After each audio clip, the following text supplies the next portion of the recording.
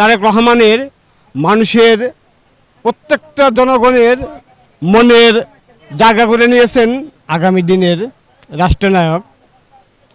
2026 সালের 12ই ফেব্রুয়ারি আমরা আশা করি প্রধানমন্ত্রী হিসাবে জনাব শহীদ রাষ্ট্রপতি জিয়াউর রহমানের উত্তরসূরি জনাব তারেক রহমানকে আমরা প্রধানমন্ত্রী হিসেবে দেখতে পাব। ইতিমধ্যে আপনারা দেখেছেন সেই সিলেট থেকে শুরু করে হবিগঞ্জ, লক্ষ্মীপুর যেখানেই তারেক রহমান অবস্থান করছেন সেখানে লক্ষ জনতার ঢল নেমেছে।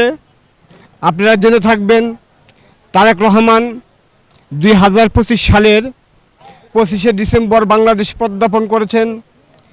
সেই থেকে আজকে পর্যন্ত তারেক রহমানের মানুষের প্রত্যেকটা জনগণের মনের জায়গা করে নিয়েছেন এবং কি শহীদ রাষ্ট্রপতি জিয়াউর রহমানের উত্তরসূরি হিসাবে, ম্যাডাম খালেদা জিয়ার উত্তরসূরি হিসাবে আমি নিজে মনে করি তার যে জনগণের ভালোবাসা যেভাবে অর্জন করতেছেন এই ভালোবাসাটুকু যদি অব্যাহত থাকে অদূর ভবিষ্যতে ব্রিটেনের রানী এলিজাবেথকে ছাড়িয়ে যাবে ইনশাল্লাহ। আমি মোহাম্মদ রাশেদ তালুকদার, উপজেলা যুবদলের মেম্বার, কালিহাতী, টাঙ্গাইল।